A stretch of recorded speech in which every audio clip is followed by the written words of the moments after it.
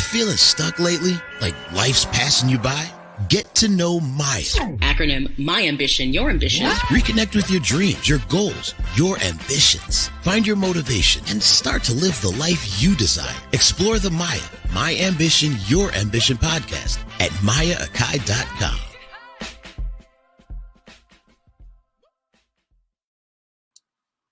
Namaste, everyone, as well as good evening. Something new to say. Welcome to episode 41 of M.A.Y.A, My Ambition, Your Ambition, the power of self-talk.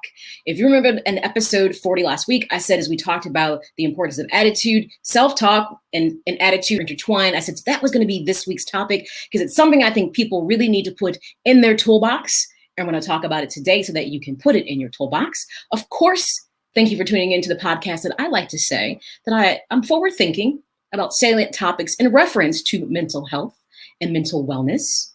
It's more important about pulling back that veil of self-doubt and self-sabotage that often keeps us from being that best version of ourselves, achieving happiness. And remember, the rule of thumb for this year is we are talking about everyday versions of ourselves that are good.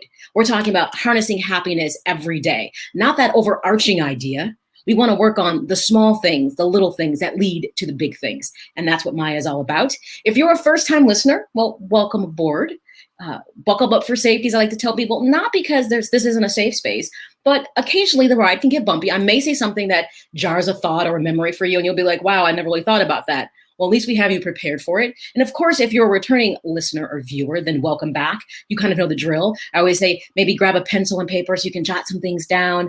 Grab your beverage of choice, coffee, tea. It's 7 p.m. Central Standard Time. So a glass of wine, beer, whatever it might be that helps you to get comfortable, because this next 60 minutes is about you and me going on a journey to explore ways to help you to get to being the best version of yourself every day and harnessing that happiness. Now, you do know we have some rules here at M.A.Y.A that you work at your own pace. So we're 41 episodes in, which I'm very proud to say, consistent, focusing on my goals to help other people, really to begin to understand that mental health and mental wellness is not taboo. In fact, it's part of what makes your engine tick and run. And the minute you decide to treat it as you would do anything else in your health, in regards to wellness, you will find that you will achieve so much more in your life. So I'm trying out something new this week. I'm doing later in the evening. I'm usually on at 2 p.m. And I said, let me try and put my toe in the evening and see how I feel about this and try something new. So tonight I'm starting at 7 p.m. just to see how it kind of works out. So we're at episode 41, the power of self-talk. Of course, before we jump into the topic for this particular episode, we have to do our housekeeping things. You know, you can always find episodes of M.A.Y.A, My Ambition, Your Ambition at M.A.Y.A.com. Hopefully by now you have subscribed to my YouTube channel, M.A.Y.A. Just go to YouTube, put in M.A.Y.A. You're going to see a whole bunch of Japanese anime, and boom, there I will be. Make sure you like and subscribe to that. Of course, I don't hold things against people. If you happen to have a podcast platform of choice, it's okay. You can always listen that way as well. Just make sure you subscribe to the channel. You can find me on iTunes, Apple Podcasts, Google Play, iHeartRadio, Spotify, Amazon Audibles. Pretty much if it's a podcast platform, you can find me. Just search M.A.Y.A, My Ambition, Your Ambition. There I will be. Hopefully by now everybody has gotten social with me. You know where to find me on social media platforms. You can always find me on Instagram and Twitter at Maya_Akai and Facebook, Maya Akai Presents. That's all the ways that you can connect with the show and get, caught up with past episodes. Remember, with every episode, I always have a podcast companion, which means there's always supplemental information that I share on my website. Just go to podcast resources at MayaAkai.com, scroll down and find the episode, and there'll be some additional things to help expand the conversation from that current episode. All right. So pretty much we have a pattern of behavior we've established here at M.A.Y.A. What do I always say? I call this toolbox time, but it's a given because it's something we do at the beginning of every single show. What is that? We pull out our emotional intelligence. By now, you should know that your EI refers to your ability to perceive, control, and evaluate. It is the most important tool that we have been working on throughout the duration of these 40 episodes. And it's a thing that you should wake up with and have out of your toolbox and go to bed and you put it away. But it's something you should be using consistently to help you be able to understand the situations you're in better by perceiving, controlling your emotions, and evaluating them. Well, the key thing about emotional intelligence, as I always say, it isn't just about understanding your emotional intelligence. It's being able to understand others, which then makes you respond, which is the other thing we have in our toolbox, opposed to just react to something. We're learning to respond and not react. Because when you react, that means you got more cleanup work to do. When you respond, it means you give it thought before you put the action out there. And you've really given it thought and say, this is what I want to put out there. This is the energy I want there. This is more importantly what I mean. So we've got our emotional intelligence out, as we should every single episode. And we can go ahead and jump right into episode 41, the power of self-talk. And it's interesting because I always say this every single week. There's nothing sexy about mental health and mental wellness until people fall to pieces. That's how it works. It's not sexy. No one's twerking. No one's inappropriately exposed. We're having a real adult conversation about things that really matter. And I try to do it in a fun way so you don't have to feel like, oh my God, this is so intense. I try to make it easygoing. Great examples. I love when people join the conversation. All you have to do is go to the comment section, whether you're watching via Facebook or YouTube, and type in your comment. Voila, I will share it on the screen and read it as well for just listeners. And we can share maybe something that you've experienced in regards to the topic that's on the table. So I know it's not always the most exciting thing to talk about mental health or mental wellness, but it literally is the foundation of how you function on a daily basis and how you choose to deal with it before you get into crisis. I always love, in the scope of my job, as a crisis intervention specialist, I look at most people and say, this is what the problem with the world really is. People don't want to do any really heavy lifting in regards to their emotions and where they are mentally until they're really in dire straits. Then they get in dire straits and it turns into a fire drill. And either, depending on your personality type, you're going to jump out there and be like, oh my God, woe is me, I need help.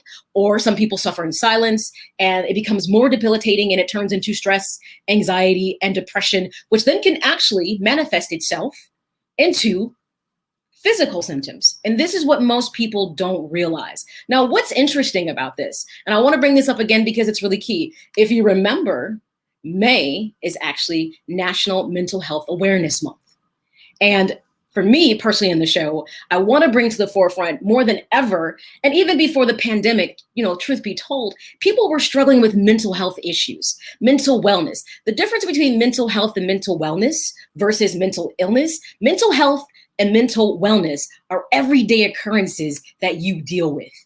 It's like kind of if you get out of sorts with your mental health or mental wellness, it's kind of like if you get a cold. Now, when it gets really debilitating or has other impacting factors on your life, then it could turn into mental illness. So when I talk about mental health and mental wellness with you, legitimately, it doesn't mean that this is crisis mode, something's always wrong, because everybody may have a bout of depression here and there in their life. It's perfectly natural. Some people may experience anxiety at times. Actually, anxiety is not necessarily bad for you unless it turns into a reoccurring thing that affects you in other facets of your life. But mental health and mental wellness is real. The pandemic put it front and center for many people, but I'll be honest, even in respect to the pandemic, I still think mental health and mental wellness still has taken a back seat because we're still more fixated on obviously the physical outcomes that have happened from the pandemic. But I will tell you this, the mental wellness and the mental health issues will go past the illness. I'm gonna tell you the physical things that people are struggling with. And most people are telling you that. There's bouts of long-term COVID studies are saying that there is reoccurring depression with people, anxiety, even psychosis, fatigue. And yet we're still not having those candid conversations about this. Because you know why? Because nobody wants to talk about the 1,000-pound elephant in the room. I think they only weigh 800 pounds. I have no clue how much they weigh. But either way, that's what I'm here for. And I always you can always listen to episodes of M.A.Y.A at your pace and figure out what works for you. So let's jump right into it. What is self-talk?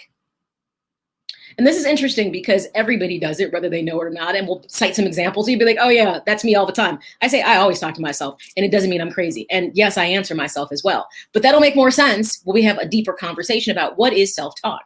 Well, pretty much we can define self-talk is your internal dialogue. It's influenced by your subconscious, more likely than not, and maybe your preconscious, if you're Freudian in thinking. It reveals your thoughts, your beliefs, and questions, ideas that you kind of struggle with on an everyday basis. And you go into this internal dialogue, and you may start asking yourself questions like, I wonder how this is going to really turn out. I really don't want to do this. I am so nervous about this.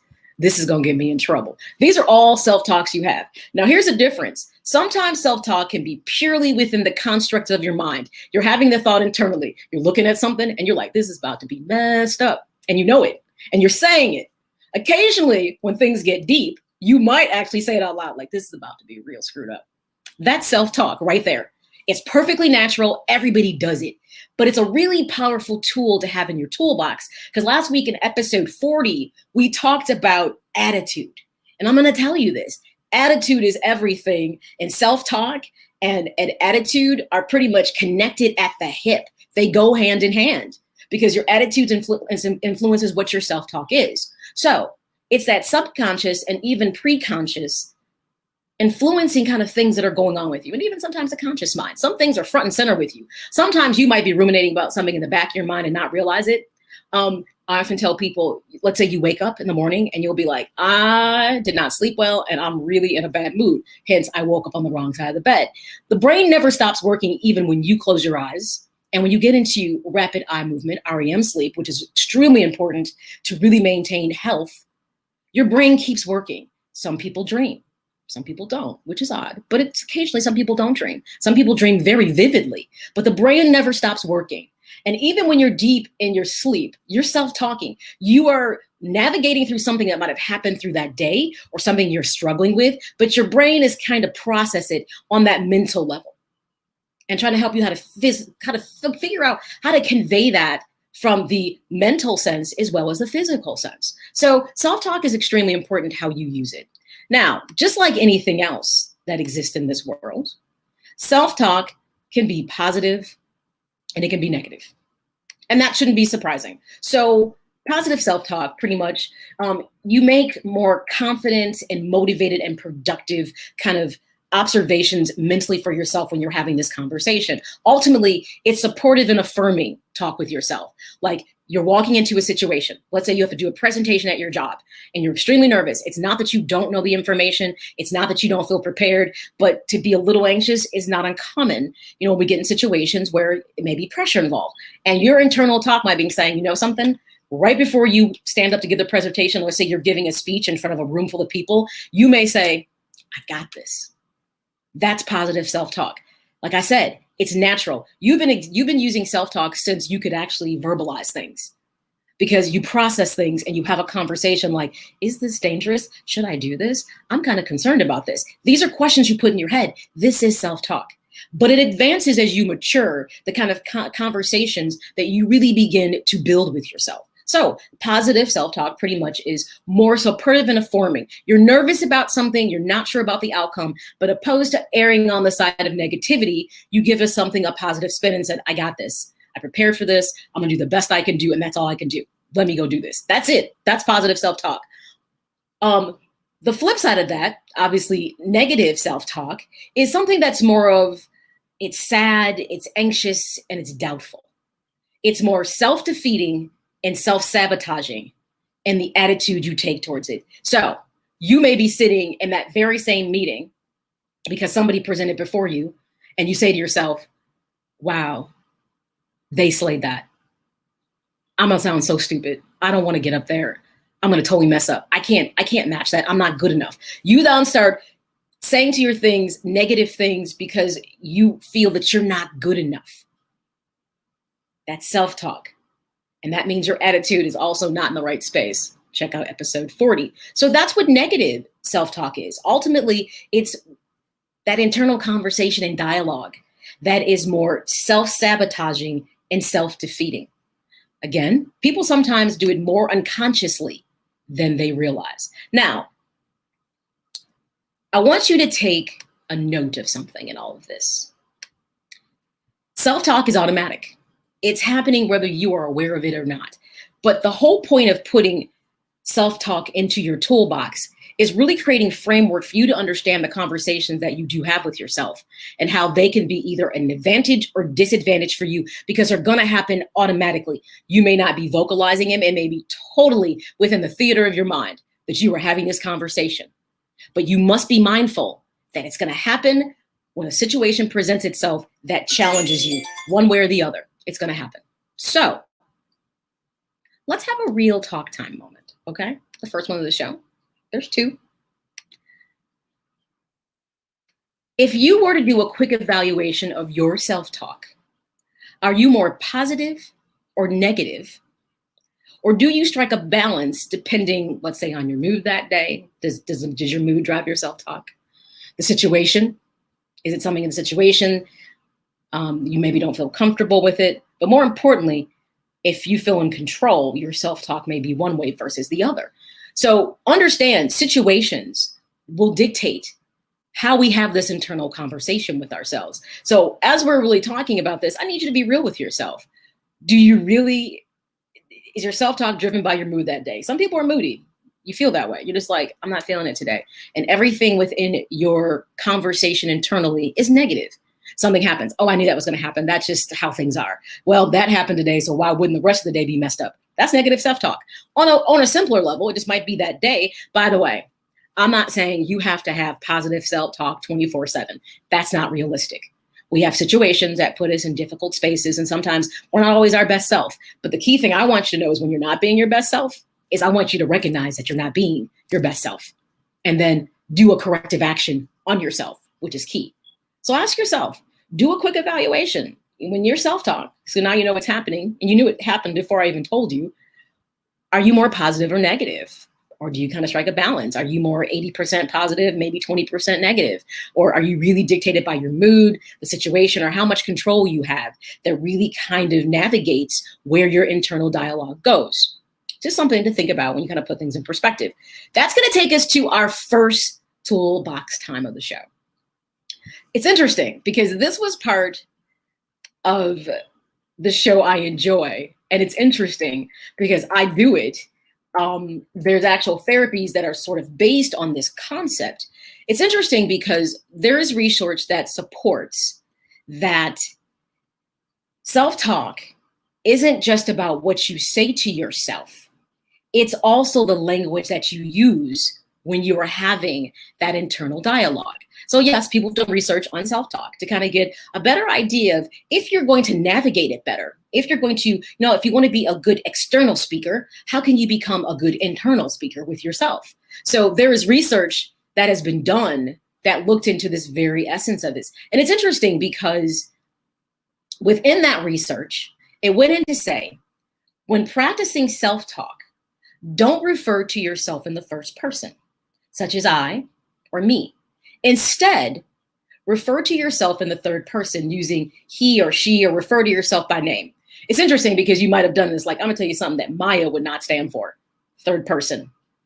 Now you're probably like, no, why would I talk about myself in the third person? Because sometimes when people speak about themselves in the third person, I've heard people say, do you realize they just spoke about themselves in the third person? Is that normal? Well, depends on what their objective was and what they were trying to relay to you. Maybe they were just doing some objective thinking, and how you get to be objective is in the third person. Because if you ask why in your self-talk to not be, I or me, but instead be she or M.A.Y.A, it's because using the third person, what was found in research in self-talk, can help you to step back and think more objectively about your response and emotions. You're actually engaging yourself in conversation. So you're like, M.A.Y.A, let's put this in perspective of what's happening here. You just came out of this meeting and this is what was said. This elicited this emotion for you. Why did it make you feel that way? Now, somebody might say that sounds right crazy, but ask yourself a question. If someone else can pose that question to you, why can't you be objective enough to pose the question to yourself? Because what you're doing is you're working through figure out a situation that has become complicated, challenging, or difficult for you. So the research ultimately said when you speak to yourself in a third person, it allows you to be more objective because you're now asking yourself the question that you generally probably have the answer for. Something else that was interesting in the research about kind of facilitating this third person approach to having self-talk with yourself in situations that are complicated is that it's a way to combat negative self-talk by giving it a voice as well. So sometimes naming the issue is a way to deal with something. And actually, this is why I love narrative therapy, because narrative therapy ultimately allows you to construct a story, and there's characters and there's scenes, and you get to see how things played out. But now you're going to write the future parts and scenes in your life, and you can make adjustments accordingly. I'm a huge fan of narrative therapy, especially when a person comes in therapy and they kind of talk about their life as a story. So why not let them construct it that way? So within self-talk, another aspect of research said is that another way to combat negative self-talk ultimately is to give it a name. So when you speak negatively to yourself, you may be like, let me tell you something, you little devil. I know you're trying to take me off my square by making me think that what just happened in that situation was my fault. Some people call their negative thinking gremlins. You might call it Karen. I'm joking. Don't call your negative self-talk Karen. That's wrong. But I'm just saying it kind of puts it outside of itself to say, you know something, I'm ruminating and I'm hearing all this negative stuff creeping up in the back of my head. I see what you're doing here, you little devil. You're trying to get me to like get off my square and feel bad about something. I realize I made a mistake. I'm going to own it, but I'm not going to let you make me think it's going to be like this. That doesn't make you crazy. It means you realize there's a part of you that's trying to self-sabotage and you're calling your self-sabotage out. So it's interesting. Some people may not feel comfortable with this approach, but I like the research. And I'll be honest enough to say that I've used it in several situations just to say, you know what? It actually really makes sense. And it really helps to give the conversation more depth. Because it feels like you're having it with more than just yourself, but it's really just with yourself, which means it's easier to resolve things when you feel like there's a legitimate conversation going on and you're sharing pertinent information with yourself and sorting through it. So that's what research says. Speaking to yourself in a third person in self-talk can be highly effective, as well as naming the negative self-talk and removing it from yourself and saying, hey, little demon, I see you. You can back away. I see what you're trying to do. I don't know. Some people are okay with it. Some people are going to struggle with the idea. We have some more practical methods if those are things you don't feel comfortable with, so don't sweat it. So let's talk about what's driving your self-talk. This is something for me that I find to be really interesting. And I was thinking this might need to be the episode for next week. Because I was working with somebody and I was like, the duality of identity can really be a complicated thing. And a duality of identity does not mean that by any means you have a split personality or something. So the duality of identity, something I've kind of coined for myself. Which you comes first would be the question I would ask you in this. And someone's like, now that sounds like you're saying I'm somebody else. But we know that we wear sometimes many hats in different situations, but here's one's better. Some people wear many masks, and that's something we don't want to do. But in some situations, you may wear many hats to be able to accommodate what that situation calls for. But if you're trying to cover up and not be yourself because of a situation, that's a whole entirely different situation. So let's talk about the duality of personalities. Realities are kind of like a three-headed beast in a sense. When you talk about identity, you actually have the concept of identity, which is the role you step into as maybe a mother, a sister, a brother, a father, a son, a daughter, a boss, an employer, a peer, a friend. These are all roles that you step into and you do them on a daily basis. And each one of these areas may require something different of you, a different level of attention, a different level of responsibility, a different level of accountability. But they're all roles that can be very important in who you are. But the roles that you play may require different things from you. People often don't think of this. Then you have another aspect of identity, which is a social identity. And ultimately, that's how people perceive you in those roles. So how does your child perceive you? Do they think you're an authoritarian in your parenting style? Are you laissez-faire in your parenting style? Are you a person who is a giver in relationships opposed to being a taker? It's how they perceive you are. Now, mind you, perception is not reality, but it's how they perceive their interaction with you. Does someone see you as being a stellar employee? You're always in time, doing extra work. You step up, you're responsible, or do they feel like you're the person who never does anything more than just your job? It depends. Your social identity is not necessarily formed by you intentionally, but it's how people perceive what you project out there. So just know that.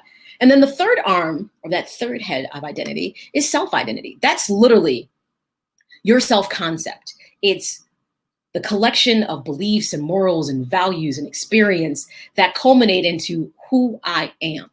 This is how I see myself. Outside of any of those roles I just said, this is my self-concept. So that's an area why I said I do believe next week this needs to be the next topic, because I do believe when you talk about trying to getting to that best version of yourself, it is so important to understand these different identity roles. Because here we get into real talk too. And this is serious when I say this. And I've said it before, but it comes right into play. Congruency in identity results in less conflict. How much do your identities mirror each other? So for instance, if I feel that I am a dedicated employee, I go above and beyond, I believe in, fulfilling my job to the best of my abilities and then some.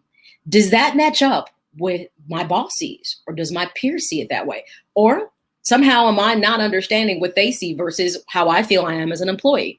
Do I feel that I am a affectionate and kind friend? Am I supportive?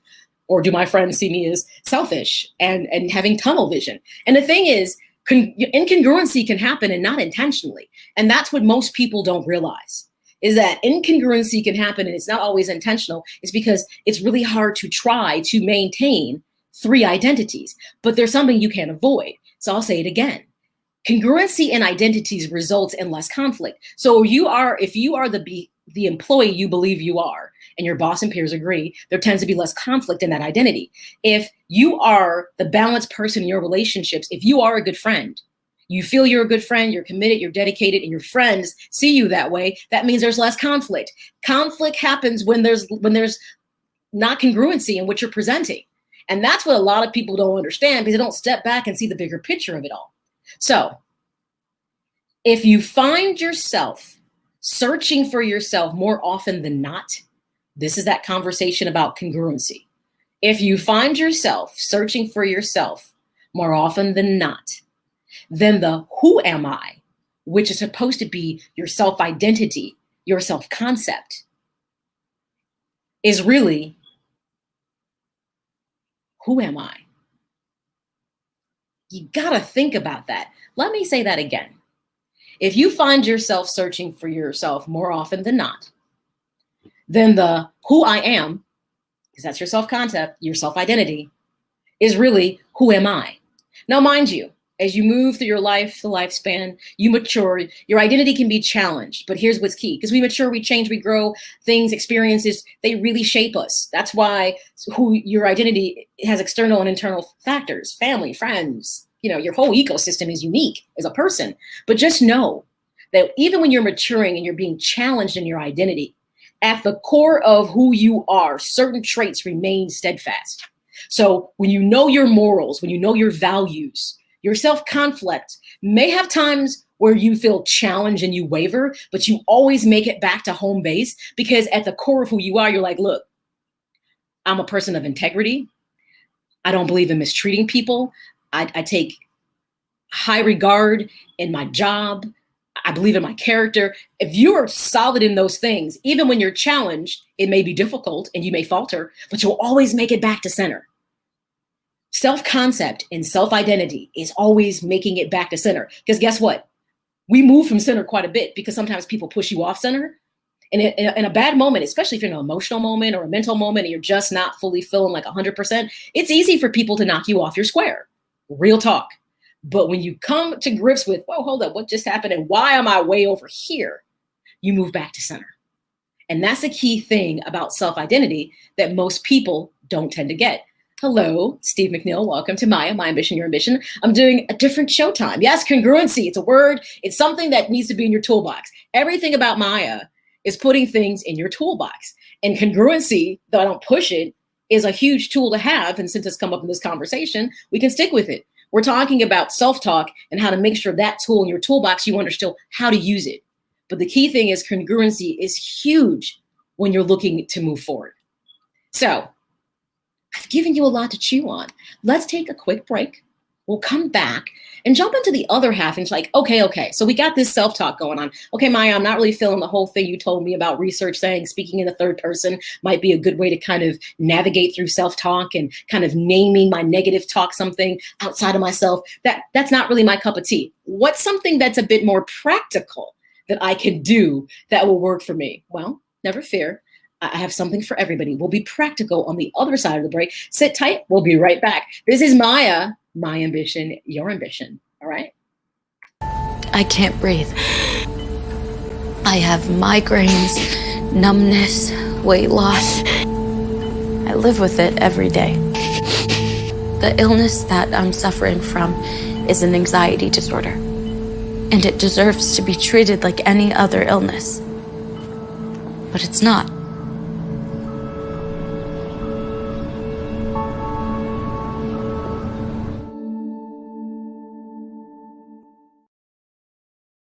Please stop and listen because this important message may directly apply to you or someone dear to you. Several thousand African American former full-time CPS teachers were unfairly terminated starting in the mid-90s and continuing to the 2000s. If you are one of those many former CPS teachers who was unjustly terminated, or if you are the immediate relative of a now deceased unjustly terminated former CPS teacher, you may qualify to participate in a lawsuit at no upfront cost to you. Please call 773-580-7183 immediately for more information. That's 773-580-7183. Do not delay. Act today, because time is of the essence. That's 773-580-7183. 773-580-7183.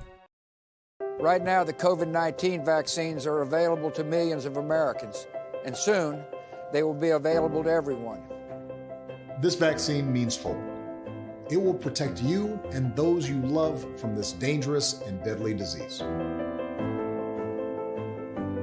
I want to go back to work and I want to be able to move around. To visit with Michelle's mom, to hug her and see her on her birthday. You know what I'm really looking forward to is going to opening day in Texas Ranger Stadium with a full stadium.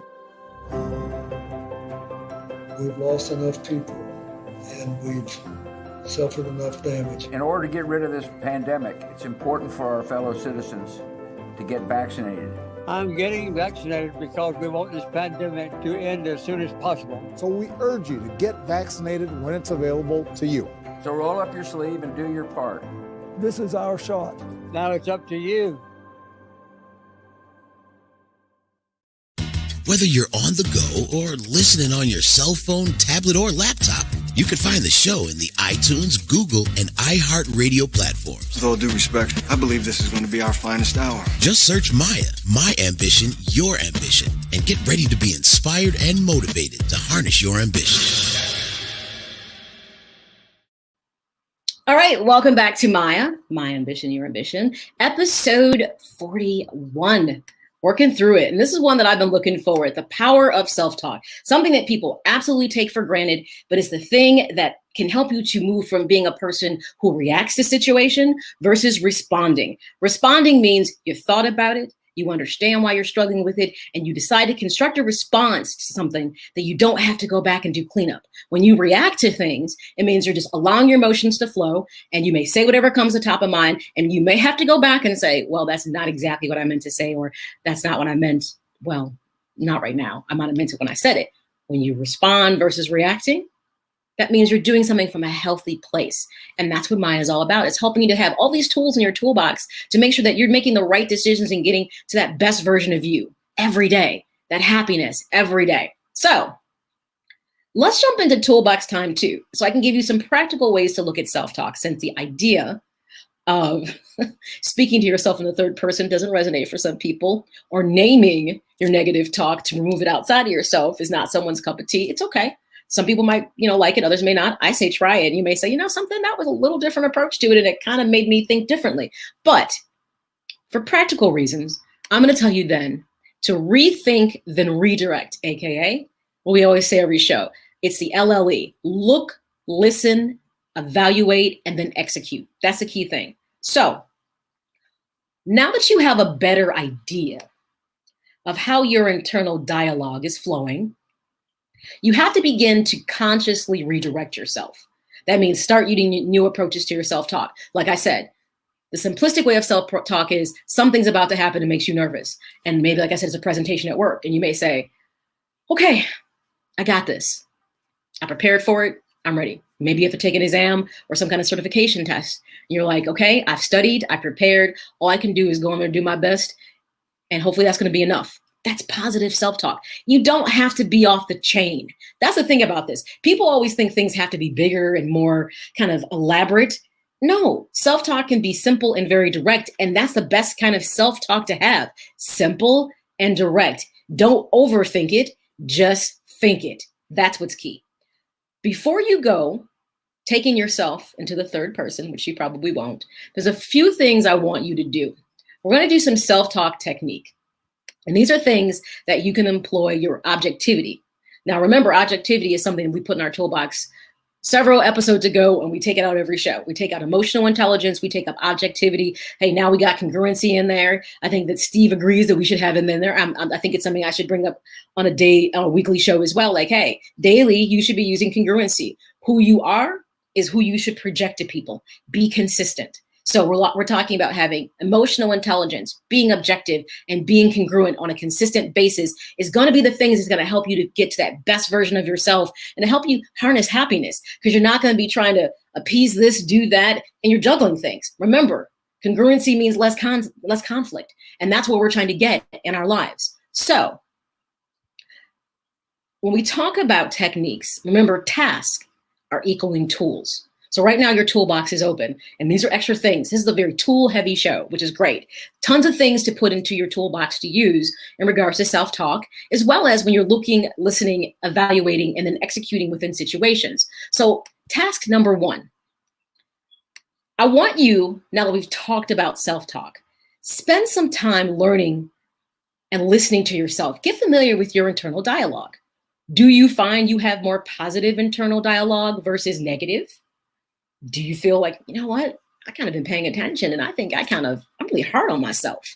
Or do you feel like I might be 50-50? So maybe I can figure out ways to be more 80 positive and 20 negative. Because let's be honest, nothing's 100%. Perfection is unrealistic, and that's not what this is about. There's going to be times when you're just not feeling it, and you're not always going to be the best version of yourself. But the key thing is you know it, you see it, and you correct it. That's the key thing.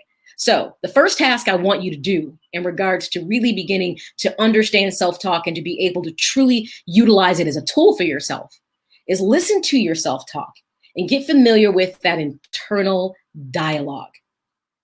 Now, the next thing I want you to do, and this is really key, I want you to start to think about it. Write it down, especially once you get to know something. You say, I'm more positive, less negative. I'm more negative, positive. Write it down. The importance or frequency specifically of the negative thoughts you have in the self-talk.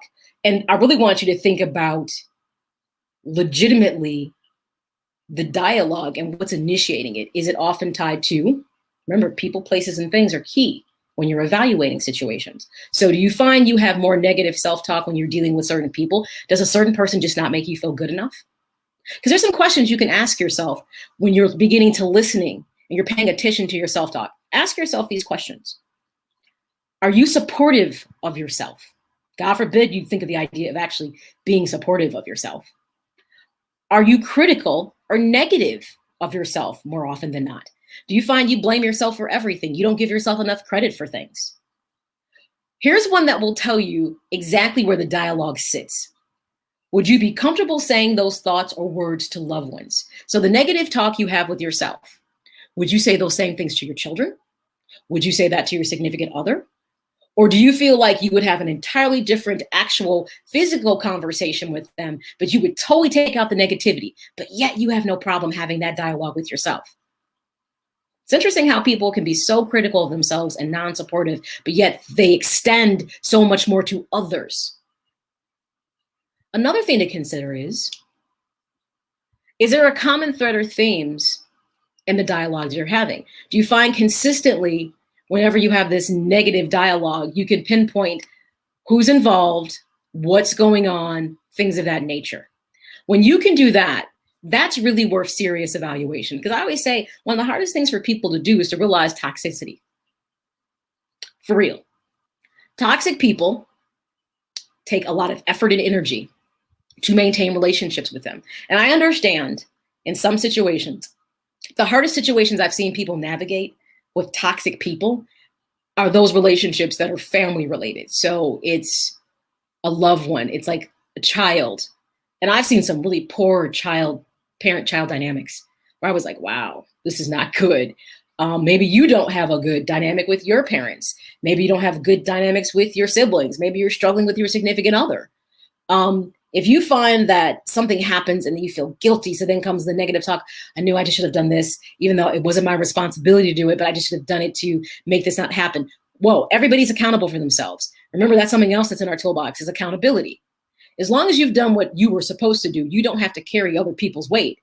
But often we've conditioned ourselves into doing that. Remember I said that people, especially who have caregiver type personalities, have a hard time with saying no, and they have poor boundaries. I can't remember what episode it is, but I'm going to tell you the episode about boundaries is a good one to listen to because it's one of the key things that helps with attitude, self-talk, because when you see your boundary, it helps you to understand like, ooh, I'm getting a little too close to things that make me uncomfortable. And what happens when things get uncomfortable? Now here comes, I'm probably not going to be congruent. Oh, and here comes more conflict than necessary. And this is what most people don't take into context.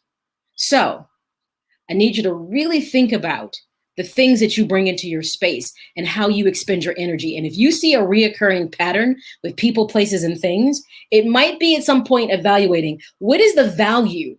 Is the value of maintaining this in my life higher? Does it have more worth than my mental health and my mental wellness? I'm always stressed. I feel depressed. And it's always connected to these things. And I'm going to be honest, separating yourself from people is not easy to do, especially when you love them. But sometimes keeping people at a distance might be the easiest thing to do. But that comes with time, and that's work. So that's what I'd say. You should find your neighbor, your friendly neighborhood therapist like me, and you should connect with that person and start working on that plan. Like, how can I find ways to deal with these difficult situations that literally cause me stress, anxiety, and my self-talk is bad when it's tied to these people? I think negatively. I can't think positive because the minute they come in the room, it's like they suck the air out the room and everything is so negative.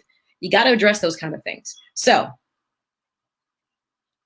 I want you to start thinking about people, places, and things that elicit poor and negative self-talk from you.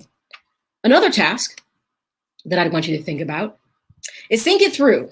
And I want you to think it through in the first person for my people who are willing to utilize a third person technique as they are going through their self-talk. I want you to think about it in the first person. So when you're thinking of the times that you are struggling to legitimately have a positive attitude, to have something good to say about yourself internally, because remember, what happens inside here shows outside here. So when you're not congruent, it shows and people know it. Maybe you can't see it, but other people see when you're not congruent. I want you to start to ask yourself some questions, especially when the negative self-talk starts to creep up. One, am I overreacting? Does the situation you're in, does it elicit the response that you're giving? Okay, we'll say some people are just drama queens. Maybe they are. And I'll be honest, some people love that. It just gives them some type of satisfaction to be over the top. And then there are those of us who look at them and say, that's really over the top. But if that's not you, and there are people that part of their personality types, they're drama queens.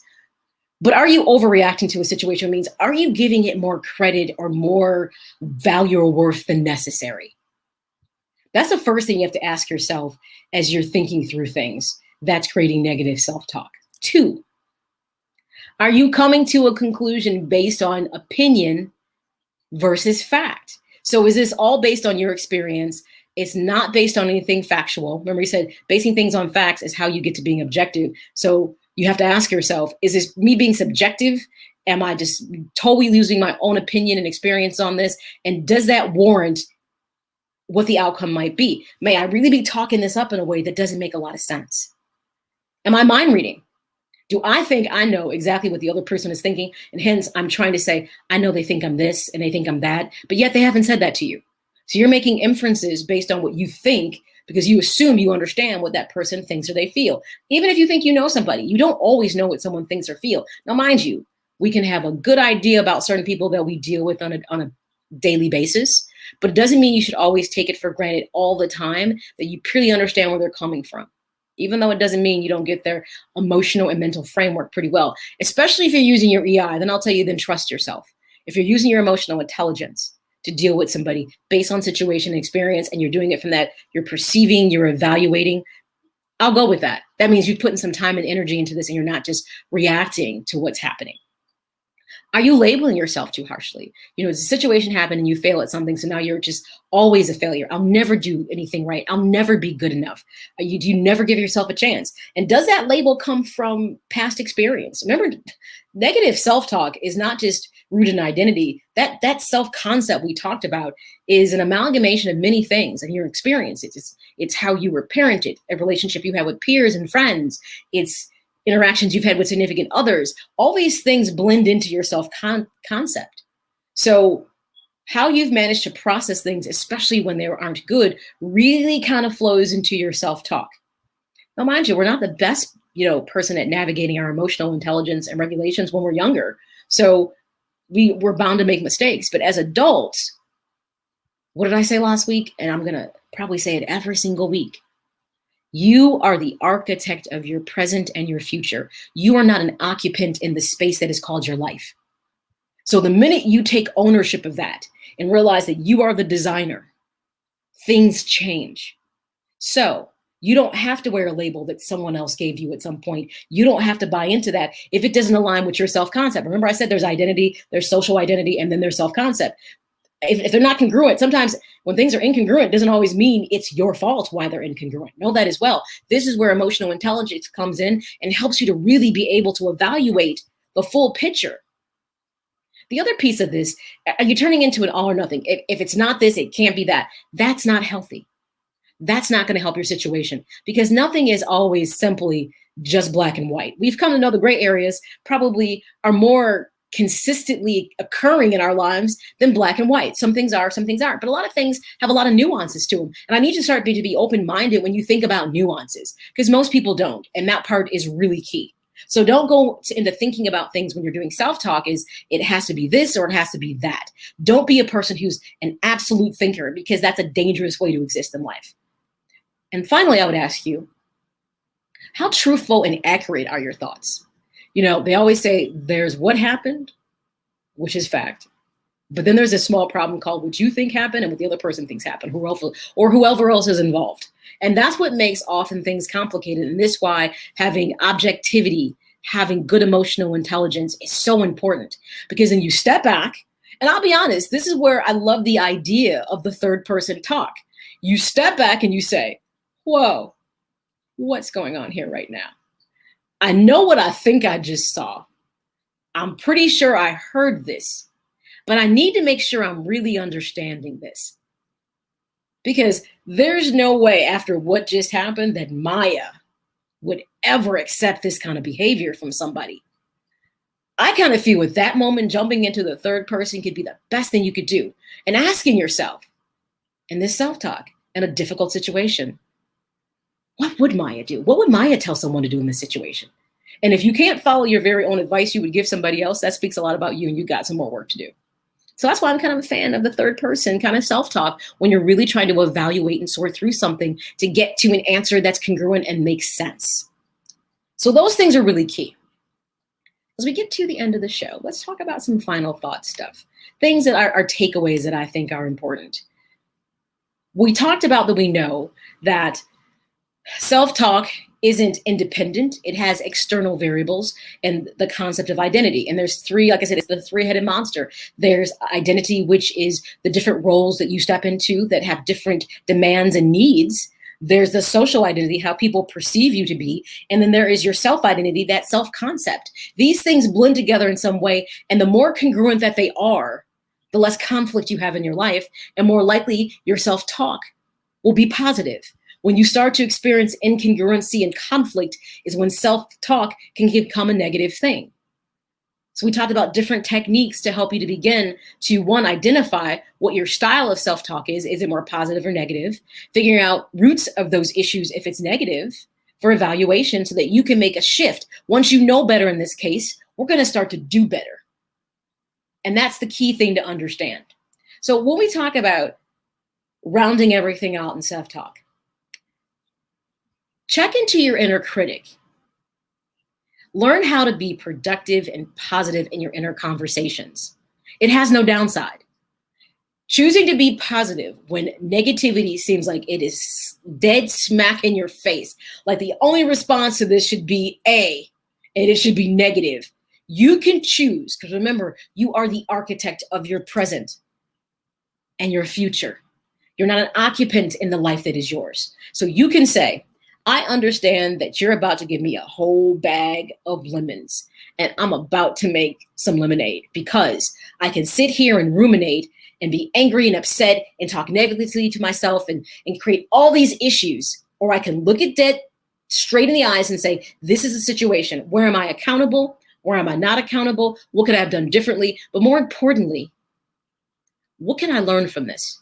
And when you're faced with challenges and difficult situations, it's okay to say, okay, I may not be the fastest person here. I may not be the smartest person here, but I'm about to walk through these doors and I'm about to be the best me I can be, because being the best version of myself is all I can ever be. And guess what? That's more than good enough. That's self-talk. Accepting you for you, being comfortable with your self-identity and not feeling like it has to mirror someone else's. It should only mirror what you want it to be. And that's key. So be mindful, if you're innerly critical, the self-talk is never going to be there. Self-talk, it works. It's mental and it's an emotional exercise. So don't panic or give up.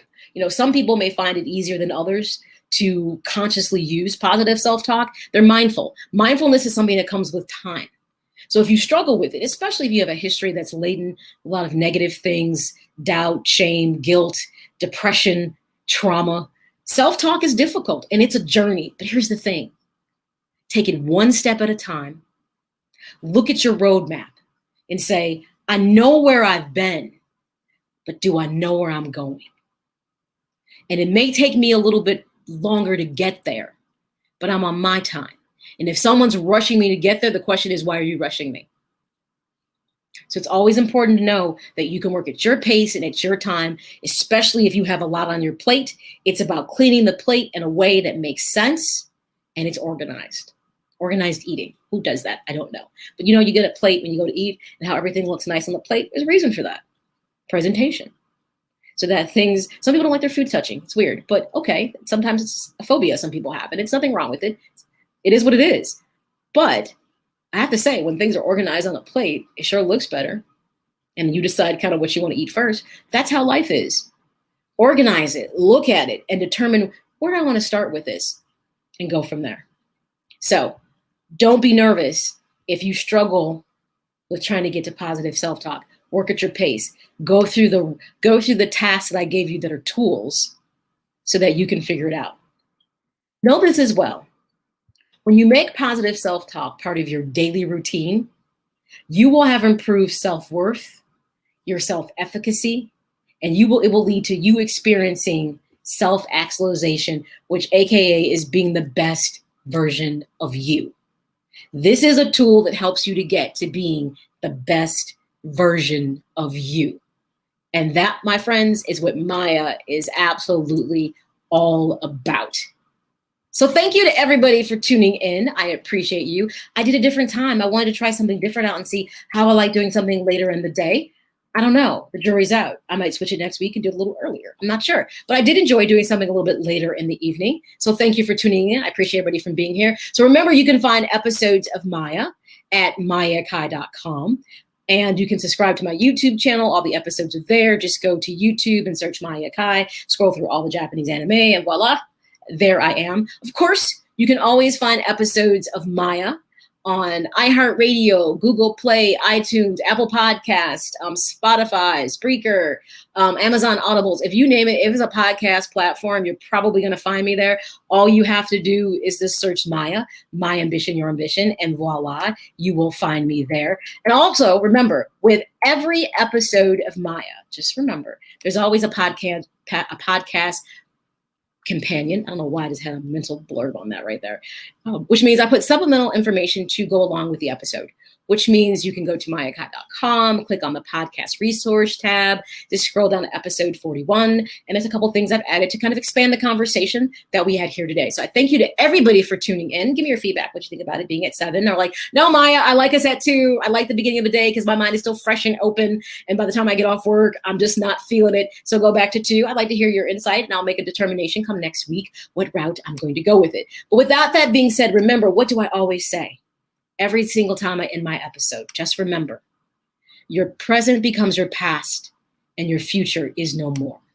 So live every single day to the fullest because you never get it back, and every single day absolutely matters. All right, everybody, I will see you next week. Thank you for tuning in. And remember, be well, stay safe, and of course, always, you are blessed. Ciao. Get inspired, get motivated with M.A.Y.A and the M.A.Y.A, My Ambition, Your Ambition podcast. Something that I take pride in is trying to be forward thinking, thinking outside the box, challenging myself. And as I challenge myself, hopefully I challenge you. Find M.A.Y.A on Twitter and Instagram at M.A.Y.A_Akai. On Facebook at M.A.Y.A Akai Presents. We're going to talk health, wealth, fitness, mental health, financial, lots of different things that can empower you as you seek out the ambition that you're pursuing. Or get everything M.A.Y.A at M.A.Y.A Akai.com.